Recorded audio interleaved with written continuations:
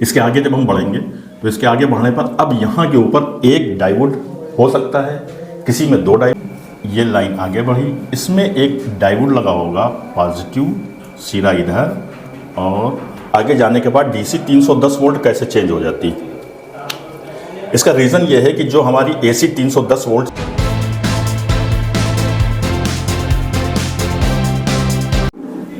आज बताने जा रहा हूँ पीसीबी में सप्लाई सेक्शन कैसे ढूंढेंगे। तो सप्लाई हमारी जो है वो 220 वोल्ट एसी होती है और पीसीबियाँ सारी डीसी करंट पे ऑपरेट होती हैं। ठीक है, तो हमारा सबसे पहले रहेगा कि पीसीबी के अंदर एक लाइन होगी और एक न्यूट्रल होगा। इसको डिटेक्ट करना है, ये तो पहले ही कंफर्म हो जाएगा कि पीसीबी में लाइन और न्यूट्रल कहाँ पड़ता है। अब ये लाइन और न्यूट्रल आगे बढ़ेगा, आगे बढ़ने के बाद में हमको यहाँ के ऊपर एक वीडीआर लगा मिलेगा। वीडीआर जो है वो लाइन और न्यूट्रल के पैरेलल में लगाया जाता है। इसका सिंबल ये होता है। इसके आगे जब हम बढ़ेंगे तो इसके आगे बढ़ने पर अब यहाँ के ऊपर एक डायोड हो सकता है, किसी में दो डायोड हो सकते हैं, किसी में चार डायोड हो सकते हैं, या रेक्टिफायर हो सकता है। अब यहाँ से शुरुआत करते हैं। ये हमारा एक डायोड लगा होगा, इसको कहते हैं हाफ वे पावर सप्लाई। ये डायोड आगे बढ़ेगा, ये लाइन को अब इसने यहाँ पे डीसी करंट में बदल दिया है। डीसी करंट जैसे ही बनेगा यहाँ पे हमारा एक फिल्टर लगा होगा। इस फिल्टर की वैल्यू होगी 450 वोल्ट। एमएफडी कुछ भी हो सकती है, 4.7, 6.2, 3.3 या 100 या 600 कुछ भी हो सकती, लेकिन वोल्टेज हमारी 450 वोल्टेज होगी। अब ये जो हमारी आगे वोल्टेज बनी है, ये बन गई हमारी पॉजिटिव और ये बन गई निगेटिव, और ये हो जाएगा डीसी करंट। यहाँ से मैंने एसी 220 वोल्ट चल रही थी और यहाँ पे डीसी आपको मिलेगी 310 वोल्ट। तो पीसीबी के अंदर सबसे पहला ढूंढना ये है कि यहाँ से लाइन और यहाँ से न्यूट्रल ये आपका चलेगा, और यहाँ आने के बाद में आपका डीसी करंट बनेगा 310 वोल्ट। इसकी सबसे बड़ी पहचान होती है कि इन दोनों के बीच में एक कैपेसिटर लगा होगा जिसकी वैल्यू होगी 450 वोल्ट। किसी किसी में एक ये भी हो सकता है, ये लाइन, ये न्यूट्रल, ये आगे बढ़ा, यहाँ पे एक वीडीआर लगा होगा, ये लाइन आगे बढ़ी, इसमें एक डायोड लगा होगा पॉजिटिव सिरा इधर और इसका पॉजिटिव सिरा इधर। उसके बाद में ये एक कैपेसिटर फिर लगेगा और ये हमारी आगे डीसी करंट बन गया। अब जो ये डीसी करंट बन रहा है, ये जो हमारा सर्किट है इतना डबल डायोड का, इसको कहते हैं फुल वेव। ये भी डीसी करंट बना 310 वोल्ट। यहाँ से चला था एसी 220 वोल्ट और यहाँ आने के बाद में 310 वोल्ट। इसकी कैपेसिटर की वैल्यू भी 450 वोल्ट होगी, जिससे ये पहचाना जाएगा कि यहाँ के ऊपर ये हमारी मेन लाइन है। जो यहाँ से 220 वोल्ट एसी चली थी, ये यहाँ पे डीसी 310 वोल्ट बन गई है। तीसरा आता है, क्योंकि किसी पीसीबी में इस टाइप से दिया होगा, किसी में ऐसा दिया होगा और किसी में ये तीसरा सर्किट है। ये हमारा लाइन न्यूट्रल चला,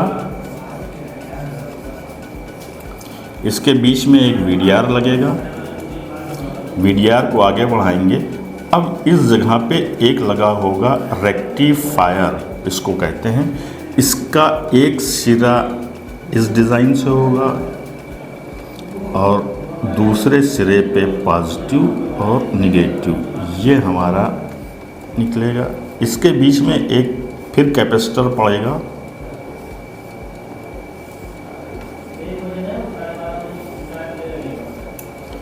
ये सिरा पॉजिटिव हो गया, ये निगेटिव हो गया, ये हो गई डीसी 310 वोल्ट। ये यहाँ से इनपुट हमारी 220 वोल्ट हो रही है और आगे जाने के बाद डीसी 310 वोल्ट कैसे चेंज हो जाती है। इसका रीज़न ये है कि जो हमारी एसी 310 वोल्ट 220 वोल्ट यहाँ से इनपुट कर रही है, उसका रीज़न ये होता है कि जैसे ही ये रेक्टिफायर लगेगा और ये डीसी करंट में कन्वर्ट हो जाती है, या यहाँ के ऊपर अगर डबल डायोड लगा दिया जाएगा तो भी ये डीसी करंट बन जाएगा। यहाँ पे सिंगल डायोड लगाएंगे तो भी डीसी करंट बनने लगेगा। लेकिन अब ये यहाँ से डीसी करंट तो बन गया क्योंकि ये 220 वोल्ट है, इधर भी 220 वोल्ट ही बनेगी। लेकिन जैसे ही हम कैपेसिटर को लगा देते हैं, कैपेसिटर की खासियत ये होती है कि वो अपने अंदर एनर्जी को स्टोर कर लेता है। जैसे ही वो स्टोर करता है तो वो हमारी वोल्टेज 220 को बढ़ने के बाद में 310 वोल्ट हो जाती है, क्योंकि इस कैपेसिटर ने स्टोरेज कर लिया है। तो सबसे पहले पीसीबी के अंदर हमको ये जो कैपेसिटर लगे हैं इनको देखना है कि किस वैल्यू के लगे हुए हैं, यानी 450 वोल्ट के हैं। अगर ये ब्रेक कर जाएंगे या ख़राब हो जाएंगे तो हमारी आगे 310 वोल्ट डीसी करंट नहीं बनेगा। तो पहला फॉल्ट, ये दूसरा फॉल्ट, ये तीसरा फॉल्ट, ये तीनों फॉल्ट इस हिसाब से देखे जा सकते हैं कि हमारा डीसी करंट आगे नहीं बन रहा है। तो ये सप्लाई का सेक्शन था। अब इसके आगे जो आप बनेगी, यहाँ तक तो हम डिटेक्ट कर लेंगे कि यहाँ से मेरी 220 वोल्ट सप्लाई आ रही है और यहाँ आने के बाद में डीसी 310 वोल्ट बन रही है। अब इसके आगे का जो ये 310 वोल्ट जो हमारी डीसी करंट बन रहा था, इसको इस जगह के ऊपर एक एसएमपीएस ट्रांसफार्मर लगा होगा जिसकी वाइंडिंग कुछ इस तरह से होती है, वो आपको मैं बाद में बताऊंगा। यहाँ पे एक इंटीग्रेटेड सर्किट लगा होगा जिसको आईसी बोलते हैं, या मॉसफेट लगा होगा एक 3 पिन का। कई इसके तरीके हैं बनने के, खैर वो अलग बात है, अभी बाद में आपको बताई जाएगी। तो अब ये डीसी 310 वोल्ट इस एसएमपीएस के अंदर इनपुट होएगी और जो आउटपुट हमारी निकलेगी वो निकलेगी 12 वोल्ट, 5 वोल्ट और 9 वोल्ट, या हो सकता है 15 वोल्ट। ये जो करंट निकलेगा वो हमारा डीसी करंट होगा। तो 220 वोल्ट को हमको पीसीबी को ऑपरेट करने के लिए ये वोल्टेजें चाहिए होती हैं। तो ये वोल्टेजें हमारी पहले 220 वोल्ट एसी चलेगी, उसको हम डीसी में कन्वर्ट हो जाएगी। ये डीसी इस एसएमपीएस ट्रांसफार्मर से डाउन करा के हम ये वोल्टेजें इससे निकलने लगेंगी और ये वोल्टेजें हमारी पीसीबी को ऑपरेट कराएंगी। अगले वीडियो में मैं आपको बताता हूं कि ये डीसी 12 वोल्ट, 5 वोल्ट और 9 वोल्ट इसको कैसे बनाया जाएगा, एसएमपीएस के थ्रू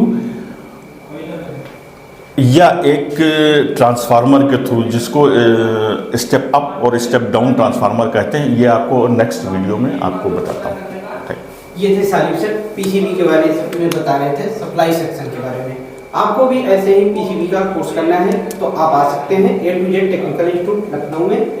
आपको PCB, mechanical, AC, fridge, washing machine कोई भी कोर्स करना है तो आप आ सकते हैं A to Z technical institute Lucknow में। और ज़्यादा से ज़्यादा हमारे चैनल को सब्सक्राइब करिए, लाइक करिए, कमेंट करिए कि आपको किस टॉपिक में वीडियो चाहिए। थैंक यू दोस्तों।